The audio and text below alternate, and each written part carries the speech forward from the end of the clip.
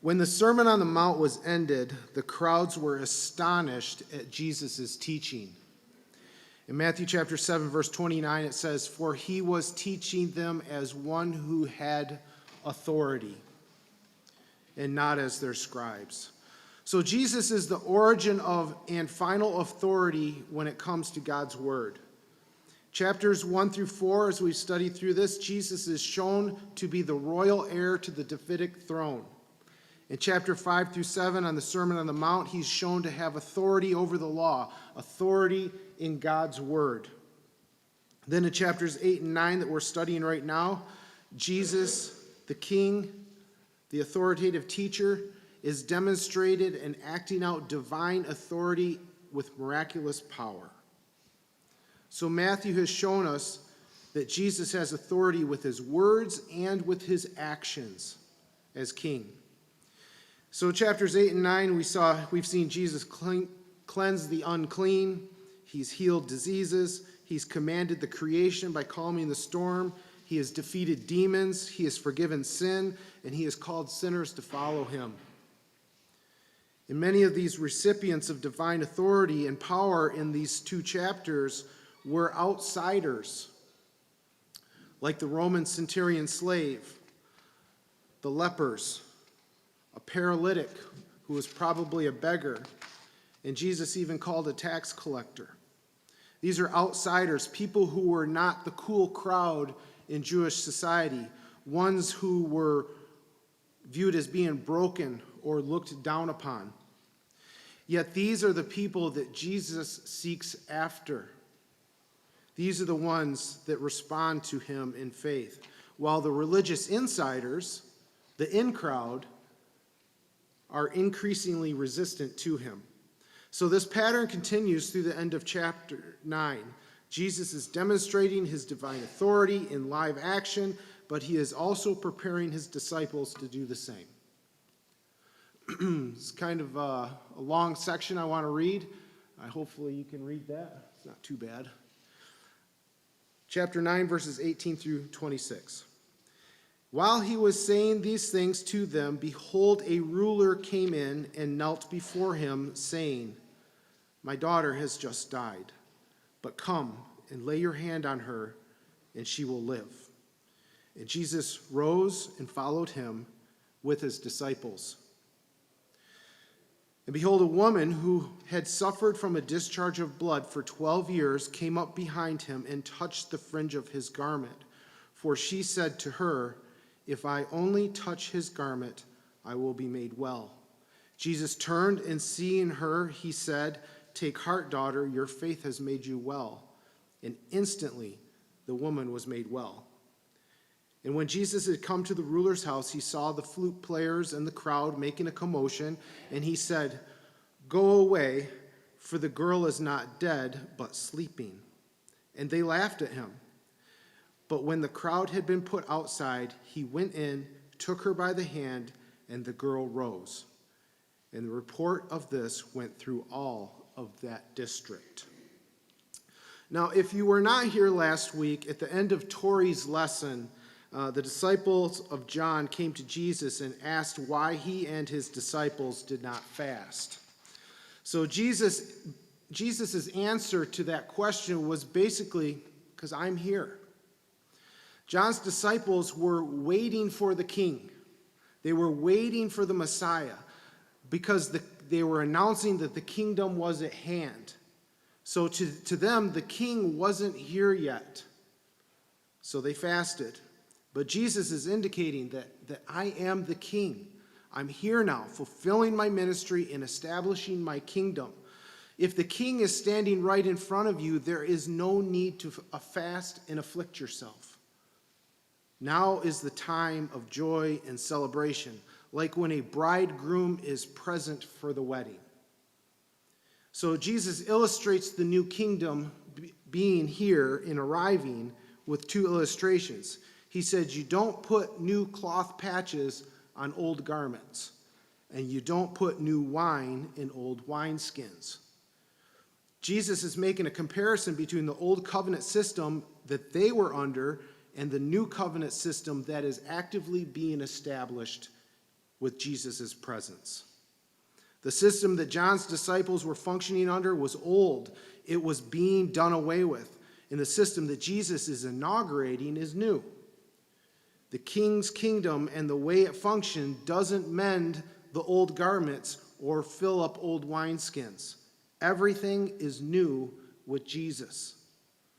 And this is important because it plays into the next text, the one that we have this morning.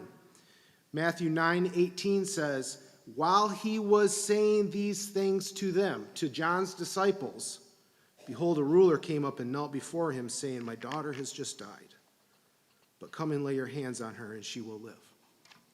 So while Jesus is explaining why he and his disciples do not fast, according to the Jews' tradition, he gets interrupted twice. Once by this official who is requesting a resurrection. And while Jesus is on his way to meet that request, he gets interrupted a second time by this woman with the issue of bleeding. So Jesus has just suggested that he is the bridegroom. He is the king of a new kingdom. There is no reason to fast or afflict yourself while he was here. There is no reason to mourn. And then he is interrupted by two people who have legitimate reasons to mourn. One has lost a child, maybe the most tragic sorrow that a person can experience in this life.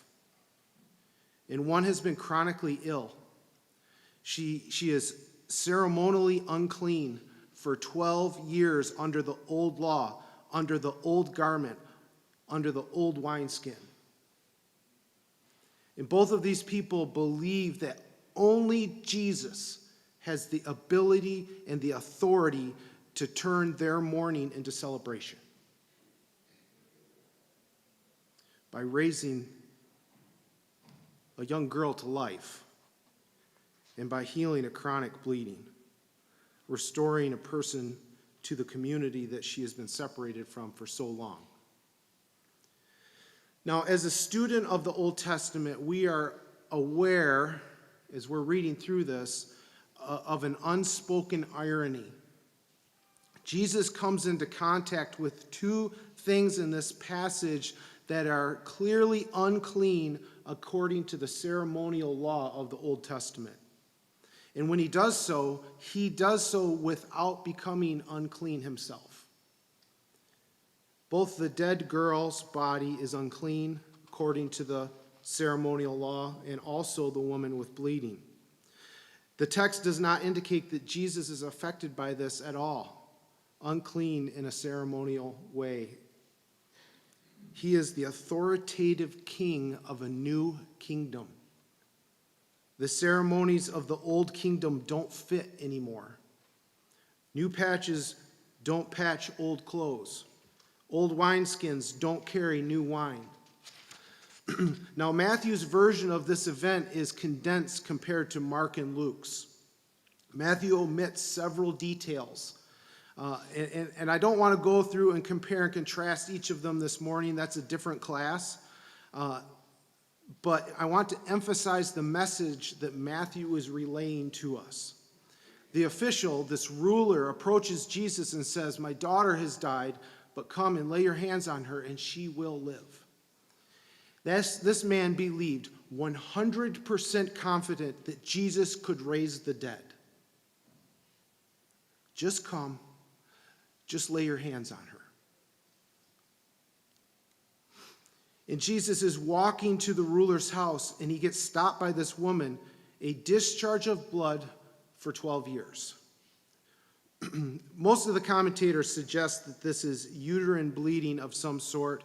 And the word that Matthew uses is only used one other time in the Septuagint, which is the Greek translation of the Bible.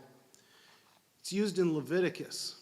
Leviticus chapter 15, verses 31 through 33, talking about some of the ceremonial law. Thus you shall keep the people of Israel separate from their uncleanness, lest they die in their uncleanness by defiling my tabernacle that is in their midst. This is the law for him who has a discharge and for him who has an emission of semen, becoming unclean thereby. Also for her who is unwell with her menstrual impurity. This is the word that Matthew uses for this lady's bleeding. That is for anyone, male or female, who has a discharge, and for the man who lies with a woman who is unclean. So this woman has been alone for 12 years. She has been separate from the people. She has been separate from the temple. She has been separated from worship, separated maybe from her husband if she has one. She is desperate. She is alone. And she says, if I only touch his garment, I will be made well. Jesus turned, seeing her, and said, take heart, daughter, your faith has made you well. And instantly the woman was made well. It is important to note the woman's faith. It's important to note the ruler's faith. It is directly associated with their healing and the resurrection. This woman has had 12 years of suffering, uncleanness, and loneliness instantly cured. Now, after this second interruption, Matthew brings us back to the first, the ruler and his daughter.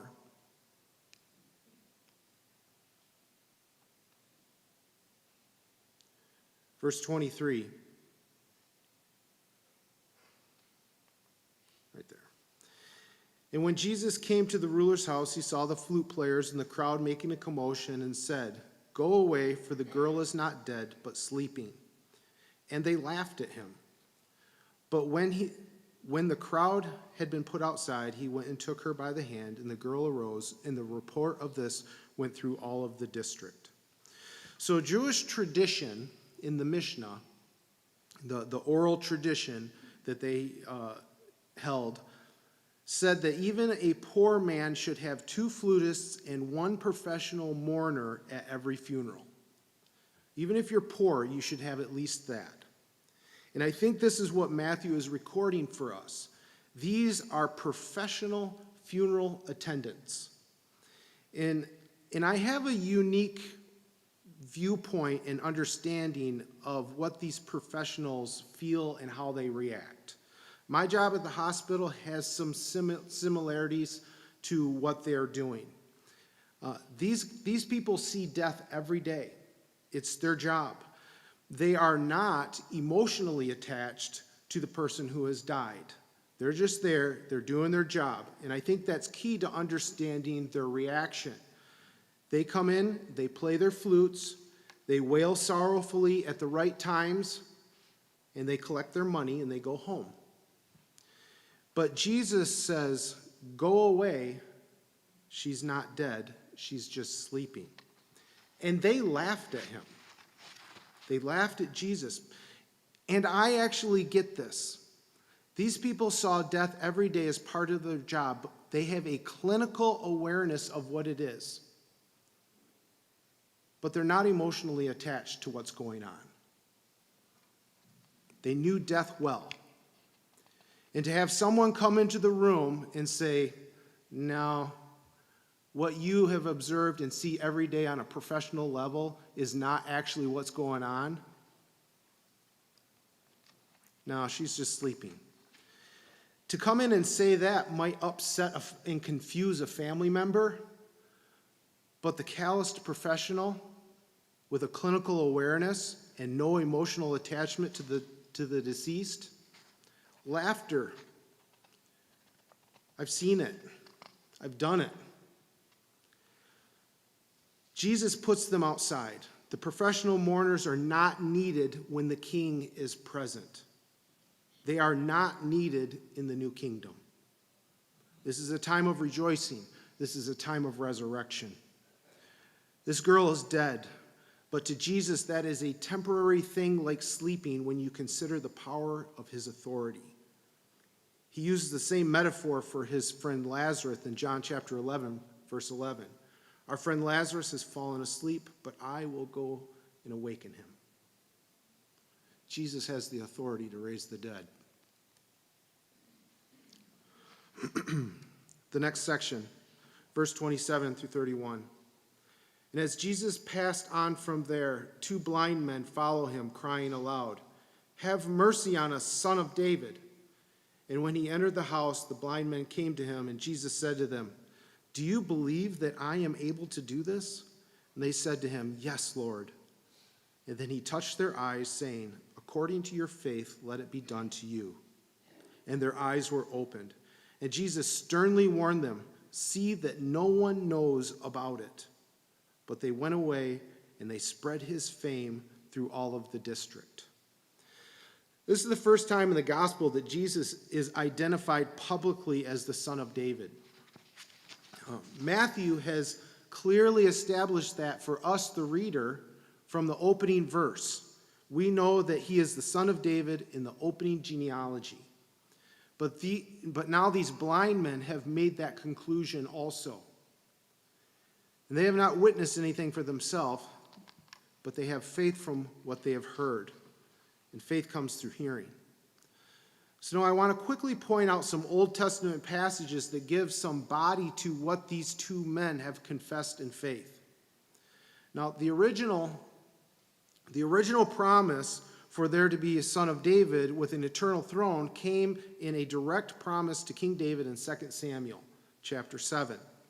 Verses 12 through 13 says this. It says, talking to David, "When your days are fulfilled and you lie down with your fathers, I will raise up your offspring after you, who shall come from your body, and I will establish his kingdom. And he shall build a house for my name, and I will establish the throne of his kingdom forever." Now, the immediate fulfillment of that was Solomon on the throne and Solomon building the temple in Jerusalem. But that forever promised something greater in Jesus. Now, the prophets talk about this also. I'll give you a couple illustrations here out of Isaiah. In Isaiah chapter 9, Isaiah talks about a son is given that sits on the throne of David. His kingdom is everlasting, brings justice and righteousness, brings peace, and has an extraordinary royal identity. In Isaiah 11, he talks about a shoot that comes from Jesse, which was David's father, comes from David's family. His influence reaches the nations, judges with justice and righteousness. His kingdom produces extraordinary peace, and the Spirit of Yahweh rests upon him. So there's quite a body of evidence that describes the Son of David in the Old Testament. And what is interesting is that these blind men believe that the Davidic king can heal their blindness. But while there's all this information about the Son of David, the Messianic king coming in the Old Testament, there really is no passage in the Old Testament that directly relates the Davidic king with the ability to heal blindness. In fact, there is no record of anyone ever being healed from physical blindness. We have examples of Elijah and Elisha in the Old Testament raising the dead, but blindness to the Jews was a particularly stubborn ailment to remove. They talked about it. But Isaiah actually said in a different passage that there was a time coming when when Yahweh would heal blindness. Now, this is some of you that got here early got a handout. Those of you that were late, you should learn your lesson. I ran out. If somebody's got one, the only reason I handed it out is because I know the font on this was so small. You don't need the whole handout to understand what we're talking about here, though. So there's a prophecy that comes from Isaiah chapter 35, verses 4 through 6. And Tori mentioned this last week in his lesson, that it was going to be related to what I had to say. And as always, it's important to look at the surrounding context. So when I went back and looked at this passage, I think chapter 34 and chapter 35 are related. And so you got this handout so you can see it all. When Isaiah wrote chapter 34 and chapter 35, he was looking to a future time when when God, would come down from heaven and do two things in one event. In chapter 34, he comes down in judgment. God is judging God's enemies. In chapter 35, he comes down in the same event and he brings salvation, saving and restoring his people. So chapter 34 is a chapter of judgment, and chapter 35 is a chapter of salvation. Now, the verse that is particularly important to the passages that we're studying looks at the anticipation and restoration portion in chapter 35. So here you go. You can throw the handout away now. Isaiah 35, verses 4 through 6. Say to those who have an anxious heart, be strong, fear not. Behold, your God will come with vengeance, with the recompense of God. He will come and save you. Then the eyes of the blind shall be opened, the ears of the deaf unstopped.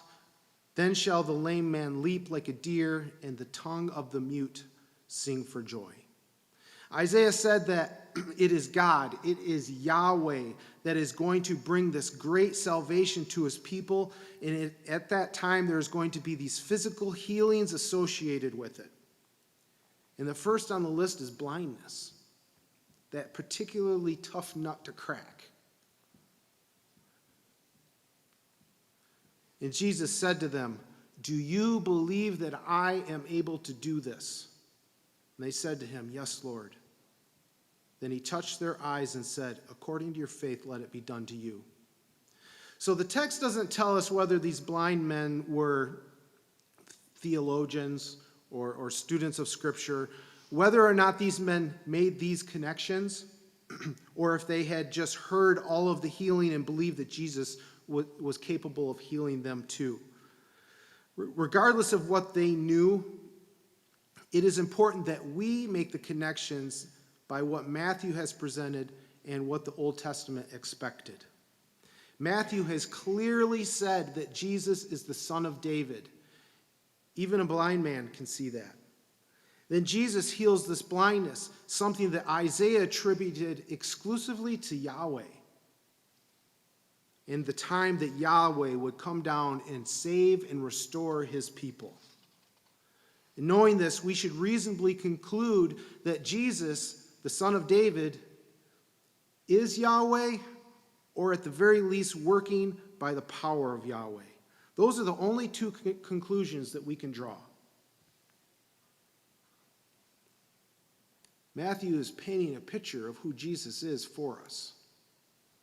Verse 30 says, and their eyes were opened, and Jesus sternly warned them, see that no one knows about it. But they went away, and they spread his fame through all of that district. So Jesus performs this significant miracle and then tells the two men who were formerly blind, tells them sternly, don't tell anybody. And then, ironically, the blind men who demonstrated remarkable faith in Jesus immediately disobey him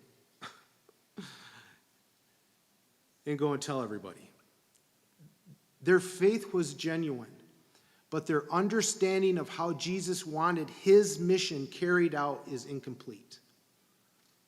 But can you blame them? I used to be blind, and now I can see. Every single person they'd ever met knew they were blind, and they would know that a fantastic miracle had taken place. Now, there's several interesting things that swirl around this text, things to ponder, not necessarily something we're going to dig into real deep this morning, but there's a grand debate in Christianity of how God's sovereignty and human free will work together in the tension between those two ideas. And we can't answer all the questions for that debate this morning, maybe ever. But this one passage uniquely demonstrates free will in action. These men received a direct command from Jesus, a direct command from God, sternly delivered, and they freely chose to disobey. You have God's sovereignty and human free will interacting in one verse in a very unique way. Everybody has a right to choose. Now, the other thing that is interesting to me is that this is one of 5 separate instances recorded in the Gospels where Jesus tells the recipients of healing to keep it a secret. Don't tell anybody. Heal somebody, tell them sternly, don't tell anybody, and then a good majority of them disobey and go around telling everybody. But can you blame them? I used to be paralyzed, now I'm not, and I'm running around. I used to be blind, now I'm not, and I can see everybody. Now, our text this morning gives no indication of why Jesus would say this. But there are a couple of reasons given in other passages that I'd like to touch on real quick to help understand why he might say this to these previously blind men. Mark chapter 1, verses 43 through 45. And Jesus sternly charged him. He's talking to a leper that he just healed. And Jesus sternly charged him and sent him away at once and said to him, "See that you say nothing to anyone." And you have to hear that sternly. I don't know exactly how to articulate that, but sternly charged him. Show yourself to the priests, offer your cleansing that Moses commanded for a proof to them. But he went out and he began talking freely about it to spread the news so that Jesus could no longer openly enter a town, but was out in desolate places and people were coming to him from every quarter. So the sheer number of people seeking healing physically altered where Jesus could go. He couldn't go into the town. He got pushed out into the desert because there were so many people trying to get to him. So there's an element of crowd control behind these instructions, possibly. This one is a little bit more interesting. This is a future text for us in a few weeks or a month, and so we're not going to get into it real deep, but I just want to show you this. Matthew chapter 12, the Pharisees are conspiring against Jesus, seeking a way to destroy him, and Jesus, aware of this, he's aware of the conspiracy. He withdrew from there, and many followed him, and he healed them all and ordered them not to make it known. So miracle, miracle, miracle, miracle, miracle, miracle, miracle, tells the whole lot of them, don't tell anybody. This was to fulfill what was spoken by the prophet Isaiah. Behold my servant whom I have chosen, my beloved with whom my soul is well pleased. I will put my spirit upon him, and he will proclaim justice to the Gentiles. He will not quarrel or cry aloud, nor will anyone hear his voice in the streets.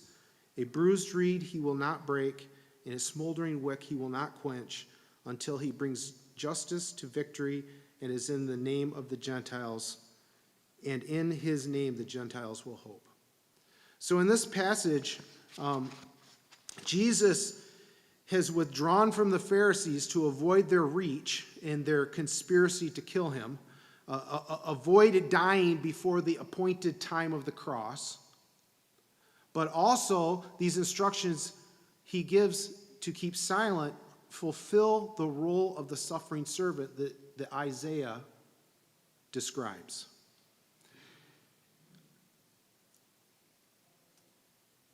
I want to show you that Jesus wasn't giving these stern warnings and stern instructions arbitrarily. Jesus is controlling how his ministry and his person is understood. And he is controlling when that understanding is revealed within that ministry.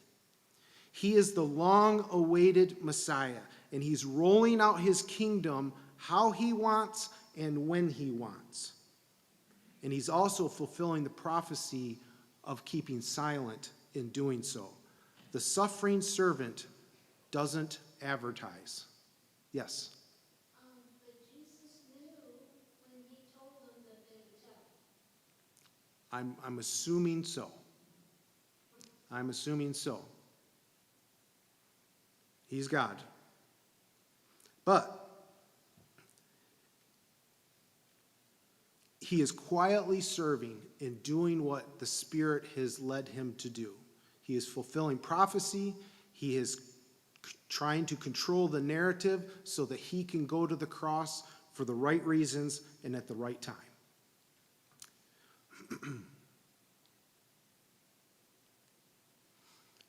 The question that you asked has to do with sovereignty and human free will and how they work together.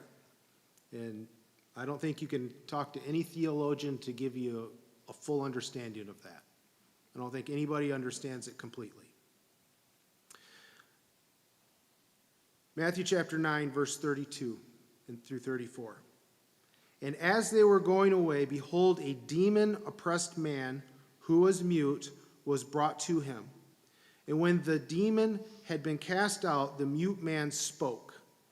And the crowds marveled, saying, Never was anything like this seen in Israel.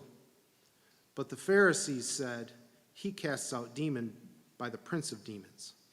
So here another ailment is healed. This person is mute. He cannot speak. Here's a quick aside. Something that I've been pondering for several weeks while I was studying this. I know many of you have seen faith healers and things on the television. You may have spoken to people who say, well, if you just have enough faith, you can be healed. And that's basically the shtick of modern faith healers. If you have enough faith. But if you don't have enough faith, then you can't be healed. That was not the case with Jesus. That was not the case.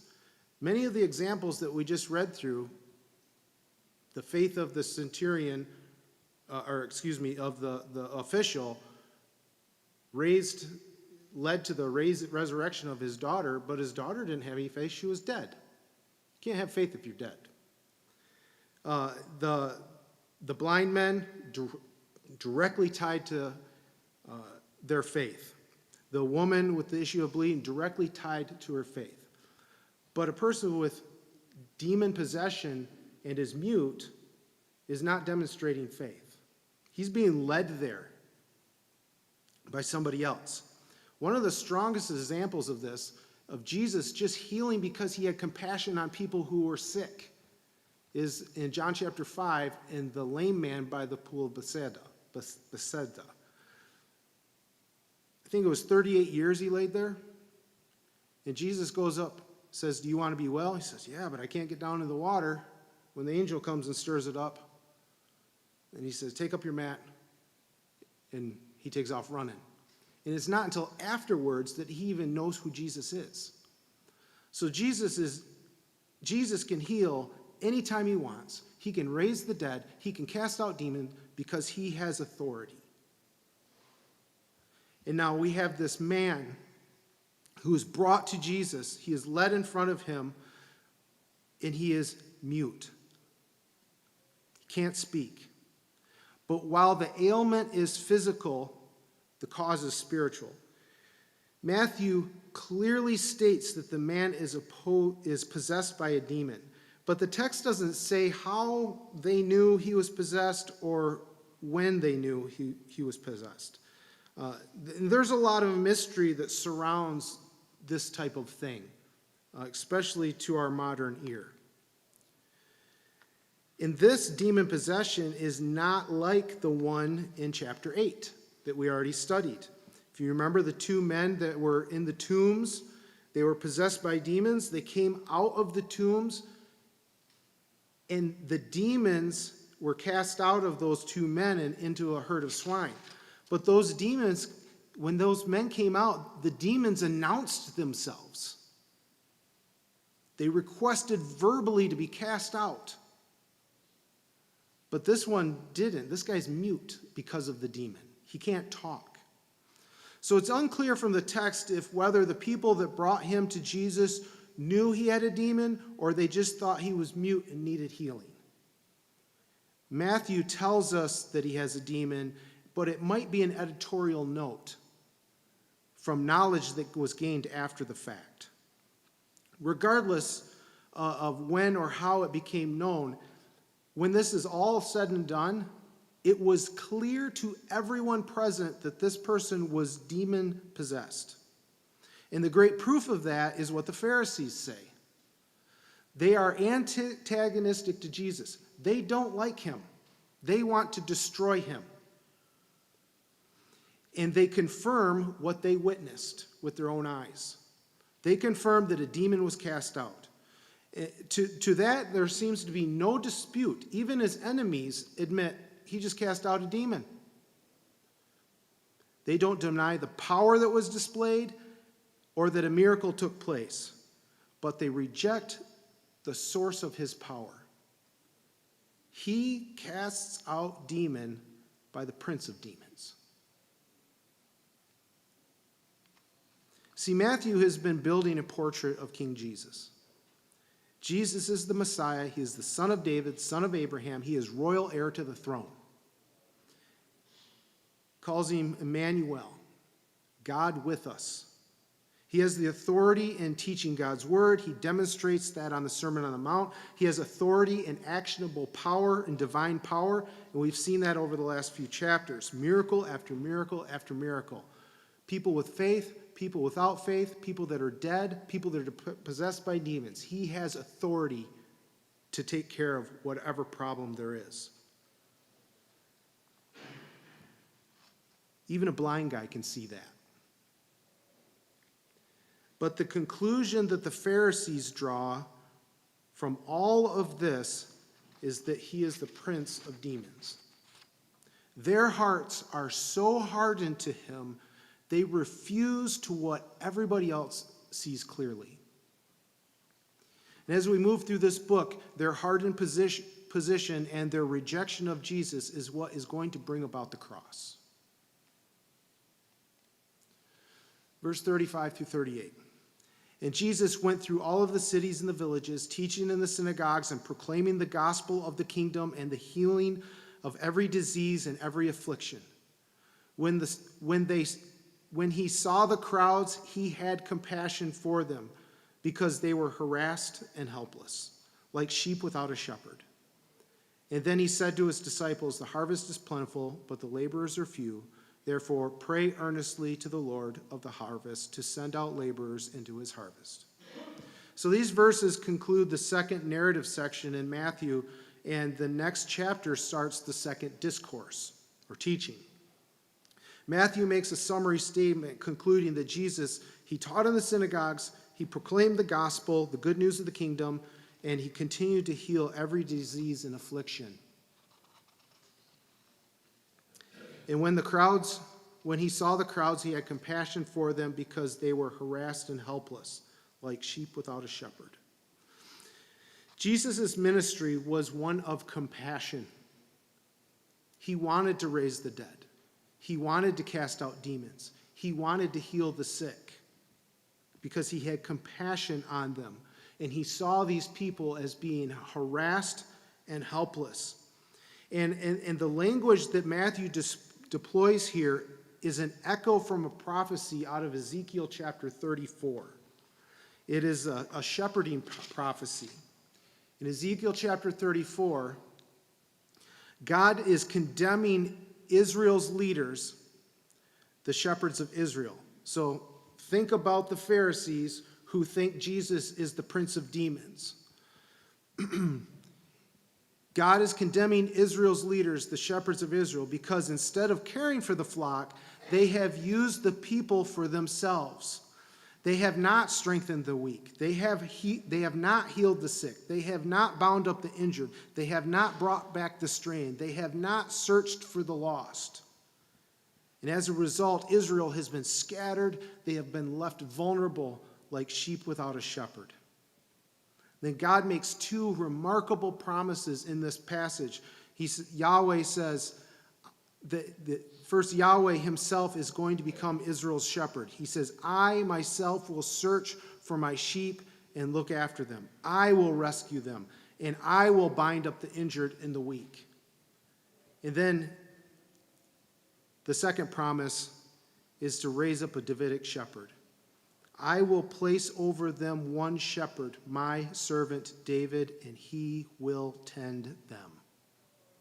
So Ezekiel 34 places two ideas side by side, that God himself will shepherd his people, and the Davidic Messiah, a man, will shepherd his people. And Matthew is showing us that Jesus satisfies both these promises. He is both God, Yahweh, and man. Emmanuel is God with us, and the King, Son of David. And then he said to his disciples, the harvest is plentiful, but the laborers are few. Therefore pray earnestly to the Lord of harvest and send out laborers into his harvest. And this sets up the next section where Jesus is going to call the 12 disciples. The preaching, the teaching, the miraculous power that Jesus has displayed in these two chapters is going to extend to the disciples. The king's authority is going to flow through his followers. And they become the laborers in the field.